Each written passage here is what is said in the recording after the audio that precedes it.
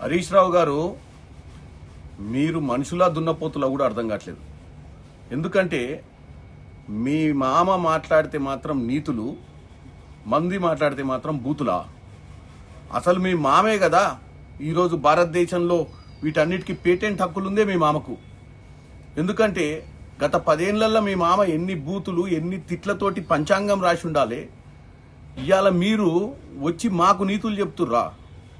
రేవంత్ రెడ్డి గారి బూతుల గురించి నువ్వు చెప్పాలన్నా? రేవంత్ రెడ్డి గారు ఈ రోజు ప్రజా సంక్షేమం కోసం ప్రజా పాలన అందిస్తున్నటువంటి వ్యక్తి. సరే, మీ మామగారి గొప్ప బూతుల గురించి మీకు ఒక చిన్న వీడియో చూపిస్తే మీరే దీన్ని ఏందో మీరు చెప్పు. నీ మీద 4 ముక్కలు చేస్తాం అనుకుంటున్నావు, జాగ్రత్త. మేము ఎంతమంది మేము నలుపుకుంటే మీరు నష్టం కూడా మిగిలేదు. దాని ఫామ్ హౌస్ గా అడుగుపెట్టి 6 ముక్కలు అయితే నాకు కొడుకు అనుకుంటున్నాము.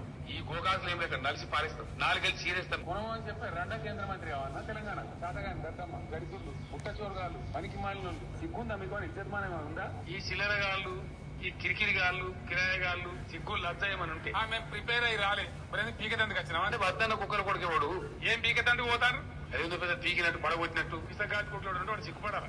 విశాఖాటి కొడుకే అంటున్నాను. ఇలాంటి కుక్కలు చాలా మంది ఉంటారు, బయటకు వెళ్ళండి. అదే ఏమన్నా బయట ఏ కుక్కలు నేను ఇప్పుడు వినిపించిన బూతులు మీ మామగారు గత 10 సంవత్సరాలుగా అనేక సందర్భాలలో ప్రజా వేదికల మీద, అసెంబ్లీల ఇంకెక్కడెక్కడో మాట్లాడినటువంటి మాటలు తెలంగాణ ప్రజలు మర్చిపోలే.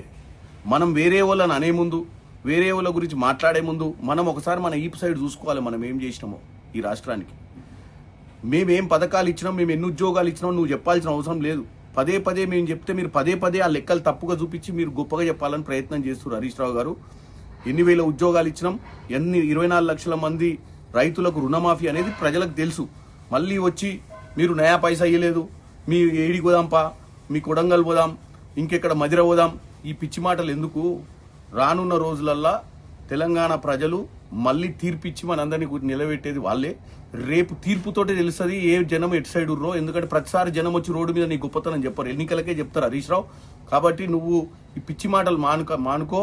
మన బూత్ ప్రపంచం గురించి, మన బూత్ రాజ్యం గురించి అందరికీ తెలుసని తెలియజేస్తున్నా.